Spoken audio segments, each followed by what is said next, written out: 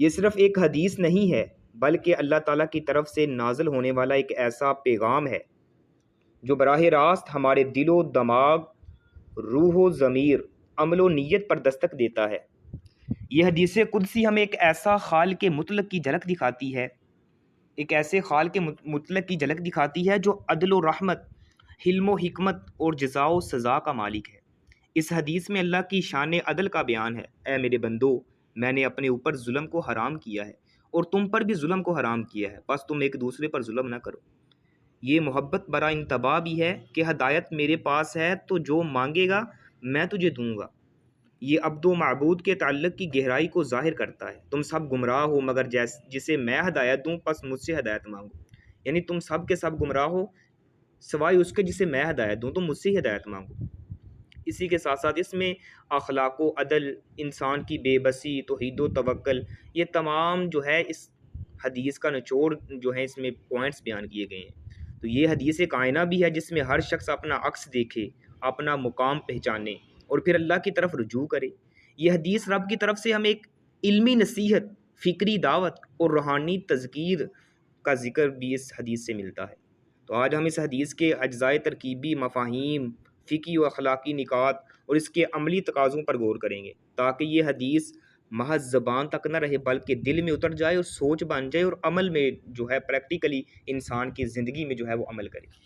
تو یہ حدیث جو ہے تفصیلی ہے، کافی بڑی ہے، تو ہم اس کا جو ہے آج اس کی ٹرانسلیشن پر ہی جو ہے وہ اکتفا کریں گے۔ تو اس کا جو ہے وہ ترجمہ ہی دیکھتے ہیں۔ بسم اللہ الرحمن الرحیم۔ الحدیث الرابع والعشرون، 24 نمبر حدیث ہے۔ سیدنا ابو ذر غفاری رضی اللہ تعالی عنہ سے مروی ہے کہ نبی اکرم صلی اللہ علیہ وآلہ وسلم اللہ تعالیٰ سے روایت کرتے ہیں، یعنی یہ حدیث قدسی بھی ہے۔ حدیث قدسی اس حدیث کو کہتے ہیں جس میں نبی علیہ الصلوۃ والسلام اللہ تعالیٰ کی طرف نسبت کریں کہ اللہ تعالیٰ یہ فرماتے ہیں۔ تو نبی علیہ الصلوۃ والسلام نے فرمایا کہ اللہ تعالیٰ سے روایت کرتے ہوئے فرماتے ہیں کہ اللہ تعالیٰ نے فرمایا، اے میرے بندو، میں نے ظلم کو اپنے اوپر حرام کر لیا ہے اور اسے تمہارے درمیان بھی حرام قرار دیا ہے، لہٰذا تم ایک دوسرے پر ظلم نہ کرو۔ اے میرے بندو، تم سب گمراہ ہو سوائے اس کے جسے میں ہدایت دوں، پس تم مجھ سے ہدایت مانگو میں تمہیں ہدایت دوں گا۔ اے میرے بندو، تم سب بھوکے ہو سوائے اس کے جسے میں کھانا کھلاؤں، پس مجھ سے کھانا مانگو گے میں تمہیں کھانا دوں گا۔ اے میرے بندو، تم سب بے لباس ہو سوائے اس کے جسے میں لباس پہناؤں، پس مجھ سے لباس مانگو میں تمہیں لباس دوں گا۔ اے میرے بندو، تم سب شب و روز خطائیں کرتے ہو اور تمہارے تمام گناہوں کو میں ہی بخشتا ہوں، پس تم مجھ سے بخشش مانگو گے میں تمہیں بخش دوں گا۔ اے میرے بندو، تم سب کی رسائی مجھے نقصان پہنچانے تک نہیں ہو سکتی کہ تم مجھے نقصان پہنچاؤ، اور نہ تمہاری رسائی مجھے نفع پہنچانے تک ہو سکتی ہے کہ تم مجھے نفع پہنچاؤ۔ اے میرے بندو، اگر تم سے پہلے اور تمہارے بعد کے لوگ اور تم میں سے انسان اور جن تم میں سب سے زیادہ متقی شخص کے دل جیسے ہو جائیں تو یہ میری سلطنت میں کچھ اضافہ نہیں کریں گے۔ اے میرے بندو، اگر تمہارے پہلے اور تمہارے بعد کے انسان اور جن تم میں سب سے زیادہ فاجر شخص کے دل جیسے ہو جائیں تو یہ میری سلطنت میں کچھ کمی نہیں کریں گے۔ اے میرے بندو، اگر تم سے پہلے اور تمہارے بعد کے انسان اور جن ایک کھلے میدان میں کھڑے ہو جائیں، ایک کھلے میدان میں جمع ہو جائیں اور سب کے سب جو ہیں وہ مجھ سے سوال کریں اور میں ہر انسان کو اس کی طلب کردہ چیز دوں تو اسے میرے خزانوں میں کوئی کمی نہیں ہوگی، یعنی تمام کے تمام انسان اور جن اگلے پچھلے سب جمع ہو جائیں ایک میدان میں اور اللہ سبحانہ و تعالیٰ سے اپنی اپنی خواہش کے مطابق چیز کو طلب کریں تو اللہ فرماتے ہیں میں ان سب کو عطا کر دوں تو اس سے جو ہے وہ میرے خزانوں میں کوئی بھی کمی واقع نہیں ہوگی، سوائے ایسے جیسے ایک سوئی کو سمندر میں ڈبویا جائے تو جتنا پانی اس سمندر میں سوئی کے ڈبونے سے اس کے ساتھ لگتا ہے جتنی کمی ہوتی ہے اتنی کمی۔ اے میرے بندو، میں تمہارے اعمال تمہارے لیے شمار کر رہا ہوں، پھر تم کو اس کا بدلہ دوں گا۔ تو جو شخص بلائی پائے وہ اللہ کی حمد بیان کرے اور جو اس کے سوا کوئی کچھ اور پاتا ہے تو وہ اپنے آپ ہی کو ملامت کرے۔ اسے جو ہے امام مسلم نے صحیح مسلم کے اندر روایت کی ہے۔ تو یہ حدیث کا پورا ترجمہ تھا۔ اب اس کی تشریح کی طرف آتے ہیں۔ تو یہ حدیث قدسی ہے کیونکہ نبی علیہ الصلوۃ والسلام اللہ تعالیٰ سے روایت کر رہے ہیں. یہ نہیں آپ کو ابتدا میں نے بتا دی ہے. حدیث قدسی اس حدیث کو کہتے ہیں جس میں نبی علیہ الصلوۃ والسلام اللہ تعالیٰ کی طرف نسبت کرتے ہیں کہ یعنی اللہ تعالیٰ نے یہ فرمایا. اللہ تعالیٰ ڈائریکٹ نبی علیہ الصلوۃ والسلام کو مخاطب کر کے فرماتے ہیں. تو اللہ تعالیٰ نے اپنے نفس پر ظلم کو حرام کر لیا ہے کیونکہ وہ عدل و انصاف کا مالک ہے، اس کے عدل میں کوئی کمی نہیں ہے. ایک جگہ پہ اللہ تعالیٰ قرآن مجید میں ارشاد فرماتے ہیں ان اللہ لا یظلم مثقال ذرہ، بے شک جو اللہ تعالیٰ ہے وہ انسان پر ذرہ برابر بھی ظلم نہیں کرتا. اگر اللہ انسان پر ذرہ برابر بھی ظلم نہیں کرتا تو انسان کو پھر کیسے حق حاصل ہے کہ وہ ایک دوسرے پر ظلم کرے؟ اللہ سبحانہ و تعالیٰ نے جب ظلم کو اپنے اوپر اپنی ذات پر حرام کر دیا ہے تو ایسے اللہ تعالیٰ نے فرمایا میں نے تمہاری ذات پر بھی ظلم کو جو ہے وہ حرام کر دیا ہے. تو اس لیے آپس میں ظلم نہیں کرنا. اسی کے ساتھ ساتھ ایک جگہ پہ اللہ سبحانہ و تعالیٰ ارشاد فرماتے ہیں وَمَن يَعْمَلْ مِنَ الصَّالِحَاتِ وَهُوَ مُؤْمِنٌ فَلَا يَخَافُ ظُلْمًا وَلَا حَظْمًا، اور جو نیک اعمال کرے اور ایماندار بھی ہو تو نہ اسے بے انصافی کا کھٹکا ہوگا اور نہ حق تلفی کا. یعنی جو نیک صالح عمل کرتا ہے اور ہے بھی وہ ایماندار، اللہ سبحانہ و تعالیٰ فرماتے ہیں اسے بے انصافی کا کبھی بھی کھٹکا اور شبہ پیدا نہیں ہوگا اور نہ ہی کبھی اس کو حق تلفی کا جو ہے وہ کھٹکا پیدا ہوگا. یہ اللہ سبحانہ و تعالیٰ کا ان لوگوں کے ساتھ وعدہ ہے جو نیک صالح اعمال کرتے ہیں اور اسی کے ساتھ ساتھ ایماندار ہیں. تو اللہ تعالیٰ نے قدرت کے باوجود بندوں پر ظلم و زیادتی کو اپنے اوپر بھی حرام کر لیا ہے. یہ اس کا سب سے بڑا اللہ کا فضل اور احسان ہے. تو ظلم کی دو صورتیں ہیں. ظلم کی کتنی صورتیں ہیں؟ دو صورتیں ہیں. ایک تو یہ کہ بندہ خود اپنی جان پر ظلم کرے، یعنی انسان خود اپنی جان پر ظلم کرتا ہے. یہ پہلی قسم ہے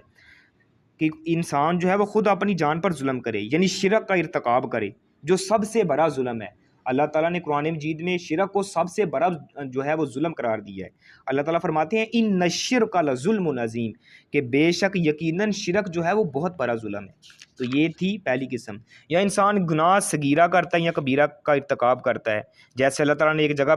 ایک اور جگہ پہ ارشاد فرمایا وَمَن يَتَعَدَّ حُدُودَ اللَّهِ فَقَدْ ظَلَمَ نَفْسَهُ، جو اللہ کی حدود کو جو ہے ان سے تجاوز کرتا ہے یقیناً وہ اپنی جان پر ظلم کر رہا ہے. تو یہ ہے انسان جو ہے اپنی ذات پر ظلم کرے، شرک کرتا ہے یا کبیرہ صغیرہ گناہوں کا مرتکب ہوتا ہے تو یہ وہ اپنی جان پر ظلم کر رہا ہے. یہ پہلی قسم تھی. اب دوسری قسم کیا ہے ظلم کی؟ ظلم کی دوسری صورت یہ ہے کہ بندہ دوسروں پر ظلم و زیادتی کرے، اور یہ بھی حرام ہے اور یہ بھی بہت بڑا گناہ ہے. ایک تو یہ انسان اپنی جان پر اپنے نفس پر ظلم کر رہا ہے، ایک یہ ہے کہ وہ دوسرے لوگوں پر ظلم کرتا ہے، دوسروں کے جو ہے وہ حق چھینتا ہے، دوسروں کی حق تلفی کرتا ہے. تو یہ بھی ظلم ہے، یہ بھی حرام ہے. اس لیے نہ ہی اپنے نفس پر ظلم کرنا ہے اور نہ ہی کسی پر ظلم و ستم کرنا ہے، کیونکہ اللہ سبحانہ و تعالیٰ نے اگر اپنی ذات کے لیے جو ہے وہ ظلم کو حرام کیا ہے تو اللہ تعالیٰ نے فرمایا کہ میں نے تمہارے لیے بھی جو ہے وہ ظلم کو حرام قرار دیا ہے. اسی کے ساتھ ساتھ اگر یہ دیکھا جائے تو اس حدیث سے ایک پوائنٹ یہ بھی نکلتا ہے کہ بندوں پر باہم ظلم و زیادتی حرام ہے، کیونکہ نبی علیہ الصلوۃ والسلام نے خطبہ حجۃ الوداع کے موقع پر ارشاد فرمایا تھا کہ تمہارے خون، تمہارے مال اور تمہاری عزت و آبرو ایک دوسرے پر ایسے ہی حرام ہے جس طرح اس شہر یعنی مکہ اور اس مہینہ یعنی ذوالحجہ یعنی آج کے دن یعنی عرفہ، نبی علیہ الصلوۃ والسلام نے فرمایا جس طرح اس شہر کی، اس مہینے کی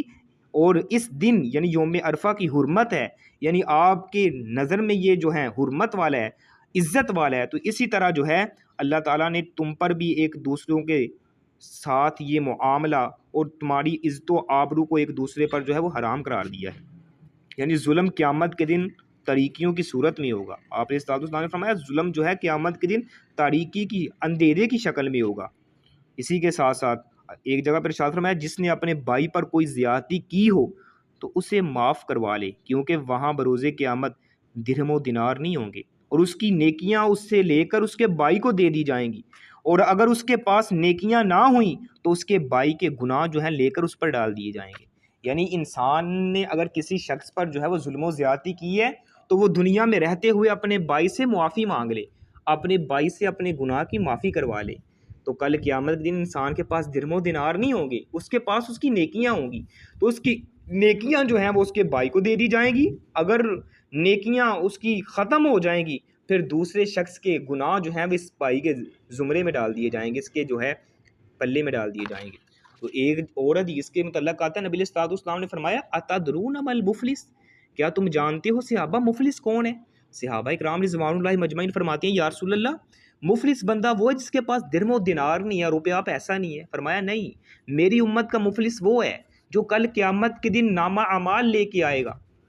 اور اس کی اتنی نیکیاں ہوں گی پہاڑوں کی جیسی چمکتی ہوں گی، پہاڑوں جیسی چمکتی نیکیاں لے کے آئے گا، لیکن کسی کا اس نے جو ہے حق چھینا ہوگا، کسی کا حق کھایا ہوگا، کسی کو اس نے گالی دی ہوگی، کسی کو برا بھلا کہا ہوگا، ایسے ہی کسی کے ساتھ ظلم و زیادتی کی ہوگی، تو اللہ سبحانہ و تعالیٰ جو ہے اس کی نیکیاں جن کے ساتھ اس نے ظلم و زیادتی کی ہوگی ان کو دے دے گا، اگرچہ لوگ حق لینے والے ابھی باقی ہوں گے، اس کی نیکیاں ختم ہو جائیں گی، پھر اللہ سبحانہ و تعالیٰ ان کے گناہوں کو لے کر اس کے جو ہے زمرے میں ڈال دیں گے۔ تو اللہ سبحانہ و تعالیٰ کے پاک پیغمبر جناب محمد رسول اللہ صلی اللہ علیہ وسلم فرماتے ہیں اس شخص کو جو ہے جہنم کا ایندھن بنایا جائے گا، میری امت کا یہ مفلس ہے۔ یعنی اگر دنیا میں رہ کر کسی کے ساتھ ظلم و زیادتی آپ نے کی ہے تو دنیا میں رہتے ہوئے اس سے معافی مانگے، اس سے اپنی غلطی کا جو ہے وہ اعتراف کروا کے اپنی غلطی کا اعتراف کر کے اس سے معافی مانگیں کہ میں نے آپ کے ساتھ یہ ظلم و زیادتی کی ہے، آپ دنیا میں رہتے ہوئے مجھے جو ہے معاف کر دیں، کل قیامت کے دن میں تجھے اس کا بدلہ نہیں دے سکتا۔ اگر وہ بدلہ دنیا کے اندر رہ کے اس کو معاف کروا لیتا ہے تو ویل اینڈ گڈ، اگر نہیں کروا سکا تو کل قیامت کے دن نیکیاں دینی پڑیں گی۔ اسی کے ساتھ ساتھ اگر دیکھا جائے تو اس حدیث سے ایک پوائنٹ یہ بھی نکلتا ہے کہ اللہ سے ہدایت طلب کرنا ضروری ہے، اس لیے ہر نماز میں ہر رکعت میں انسان یہی کہتا ہے نا اہدنا الصراط المستقیم، اے اللہ مجھے سیدھا راستہ دکھا، ایسا راستہ جس پر تو نے انعام کی ہے۔ اس تلاوت کا اسے یعنی انسان جب نماز میں پڑھتا ہے تو اس کے دل میں یہ احساس ہوتا ہے کہ میں نے اللہ مجھے وہ راستہ دکھا جن لوگوں پر تو نے انعام کیا، ساتھ کہتا ہے نا اہدنا الصراط المستقیم، تو اس کی جو ہے وہ تشریح آگے قرآن کی اور آیت میں ہوتی ہے۔ تو صراط مستقیم کے راستے پر کون لوگ ہیں؟ من النبیین والصدیقین والشہداء والصالحین، جو نبی ہیں، نبیوں کی ذات ہے، اس کے بعد صدیقین ہیں، شہداء ہیں، صالحین ہیں، ایسے لوگوں کا اللہ مجھے راستہ دکھا۔ تو انسان یہ اللہ سے دعا کرتا ہے، بلکہ نبی علیہ الصلوۃ والسلام اپنی رات کی دعا میں یہ الفاظ پڑھا کرتے تھے اہدنی لما اختلف فیہ من الحق باذنک انک تہدی من تشاء الی صراط مستقیم، اختلافی امور میں اپنے حکم سے مجھے حق کی ہدایت نصیب فرما، بے شک تو ہی جسے چاہتا ہے صراط مستقیم کی ہدایت نصیب فرماتا ہے۔ بلکہ نبی علیہ الصلوۃ والسلام سے ایک دعا بھی مروی ہے، آپ علیہ الصلوۃ والسلام یہ دعا کثرت سے کیا کرتے تھے، اللہم انی اسألک الہدی والتقی والعفاف والغنی، اے اللہ میں تجھ سے ہدایت، تقوی، پاک دامنی اور بے نیازی کا سوال کرتا ہوں۔ یہ نبی علیہ الصلوۃ والسلام دعا کیا کرتے تھے، اس لیے اس دعا کو اپنی زندگی کا منشور بنائیں۔ اللہم انی اسألک الہدی والتقی والعفاف والغنی، اے اللہ میں تجھ سے ہدایت، تقوی، پاک دامنی اور بے نیازی کا سوال کرتا ہوں۔ تو سیدنا طارق رضی اللہ تعالیٰ عنہ سے روایت ہے کہ جب کوئی شخص اسلام لاتا تو نبی علیہ الصلوۃ والسلام اسے نماز کی تعلیم دیتے، پھر اسے ان الفاظ کے ساتھ دعا کرنے کا حکم بھی دیا کرتے تھے۔ دعا کون سی؟ اللہم اغفر لی وارحمنی واہدینی وعافینی وارزقنی، اے اللہ میری مغفرت فرما، مجھ پر رحم کر، مجھے ہدایت دے، مجھے عافیت دے، مجھے رزق عطا فرما۔ یہ اتنی پیاری اور جامع دعا ہے، انسان کو یہ دعا کرنی چاہیے، اور یہی دعا اس کے جو ہے الفاظ آگے پیچھے ہیں، لیکن یہی دعا جب انسان دو سجدوں کے درمیان مانگتا ہے، اللہم اغفر لی وارحمنی واجبرنی ورفانی وہدینی وعافینی ورزقنی یا ورزقنی وہدینی، ایسے الفاظ آگے پیچھے بھی مختلف احادیث میں آتے ہیں۔ تو یہ دعا بہت ہی جو ہے جامع دعا ہے، یعنی انسان اللہ سبحانہ و تعالیٰ سے کیا کیا ڈیمانڈ کر رہا ہے، اللہم اغفر لی، اے اللہ مجھے معاف فرما، وارحمنی مجھ پر رحم فرما، وہدینی مجھے جو ہے وہ ہدایت عطا فرما، وعافینی مجھے عافیت دے، وارزقنی اور مجھے رزق عطا فرما۔ یہ حدیث اس بات کی بھی دلیل ہے کہ بندہ اپنے دین اور دنیا کی تمام ضرورتوں کا سوال اللہ ہی سے کرے، یعنی اللہ سبحانہ و تعالیٰ فرماتے ہیں اگر تمہیں کسی چیز کی طلب ہو تو مجھ سے مانگو،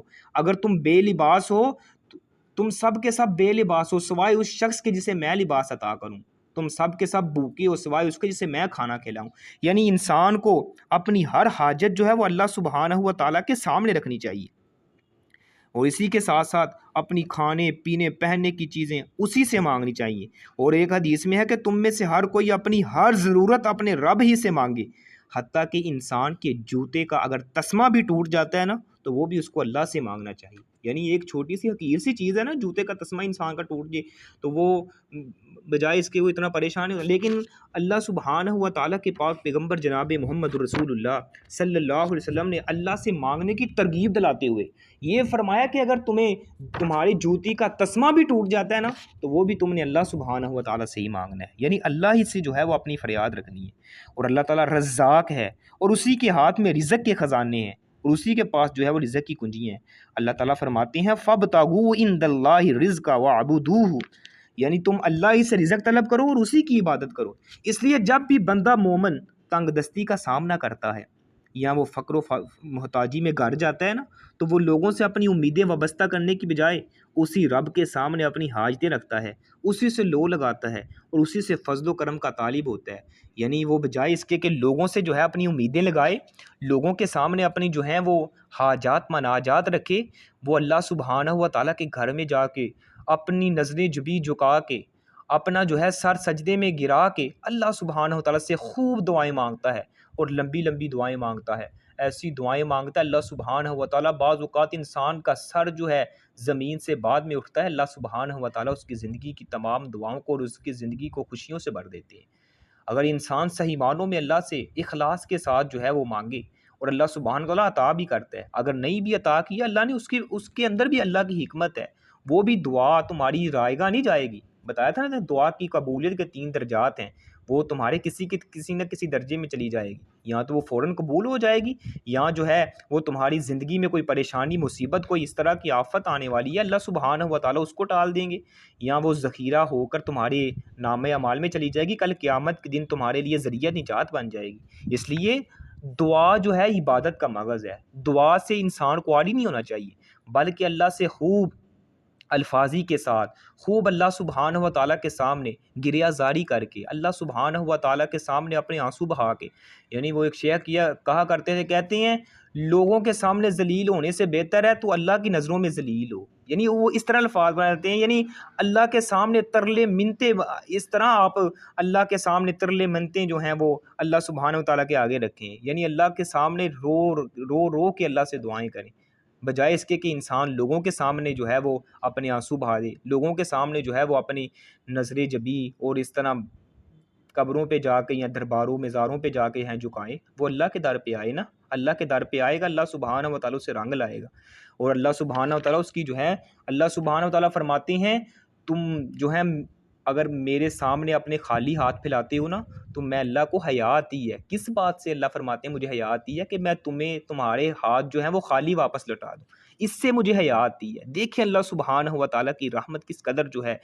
وہ وسیع ہے، اور یہ اللہ سبحانہ و تعالیٰ کیا کہہ رہے ہیں، اگر اللہ کسی کو نہ بھی کچھ عطا کرے تو ہمارا اللہ کے سامنے کوئی زور تھوڑی ہے، لیکن اللہ فرما رہے ہیں کہ اے انسان جب تم مجھ سے مانگتا ہے، اپنی جھولی پھیلاتا ہے، اپنے ہاتھ پھیلاتا ہے میرے سامنے، تو مجھے حیا اس بات پہ آتی ہے کہ میں تیرے ہاتھ جو ہے تیری جھولی جو ہے وہ خالی جو ہے واپس جو ہے لٹا دوں۔ تو اس لیے انسان کو اللہ سے مانگنا چاہیے، اللہ سبحانہ و تعالیٰ کے ساتھ اپنی امیدیں وابستہ کرنی چاہیے۔ اسی کے ساتھ ساتھ آدم کے بیٹے صبح و شام خطائیں کرتے ہیں، ایک پوائنٹ کی کیا یہ نکل رہا ہے کہ آدم کے بیٹے صبح و شام خطائیں کرتے ہیں اور اس کے مقابلے میں اللہ کی جانب سے عفو مغفرت کا جو ہے اللہ سبحانہ تعالیٰ نے اعلان بھی کیا ہے، بشرطے کہ بندہ اس سے مغفرت کا طالب ہو۔ حالانکہ بہت سارا فضل و کرم جو ہے وہ مغفرت کے بغیر بھی ہے، یعنی اللہ سبحانہ تعالیٰ انسان اللہ سے معافی بعض اوقات گناہوں سے نہیں بھی مانگتا، لیکن اللہ اپنے جو فضل اور رحمت ہے اس سے وہ اعراض اللہ تعالیٰ بندے سے جو ہے وہ پھیرتا نہیں ہے، یعنی انسان کو اللہ پھر بھی رزق بھی دیتا ہے، سارا کچھ معاملہ بھی کرتا ہے، لیکن اگر اللہ سے وہ مغفرت طلب کرنے والا ہو جاتا ہے تو وہ اللہ سبحانہ و تعالیٰ کی اور قریب ہوتا چلا جاتا ہے۔ یعنی انسان اپنے گناہوں کی جب معافی کروا لیتا ہے تو اللہ سبحانہ و تعالیٰ کیا وہ پسندیدہ بندہ بن جاتا ہے نا۔ اور ایک جگہ پہ نبی علیہ الصلوۃ والسلام نے فرمایا اس ذات کی قسم ہے جس کے ہاتھ میں میری جان ہے، اگر تم گناہ نہ کرو تو اللہ تعالیٰ تم کو ختم کر کے ایک ایسی قوم لے آئے جو گناہ کرے پھر اپنے رب سے مغفرت کی طالب ہو، اللہ ان کو معاف فرما دے۔ یعنی اگر تم گناہ کرتے ہو تو اللہ سے معافی مانگو، اللہ معاف بھی کرے گا، اگر تم گناہ نہ کرو تو اللہ تمہاری جگہ ایک ایسی قوم کو لے آئے جو اللہ گناہ کرنے کے بعد اللہ سبحانہ و تعالیٰ کے سامنے آ کے اپنے گناہوں کی جو ہے معافی مانگے، ندامت کی آنسو بہائے، اللہ سبحانہ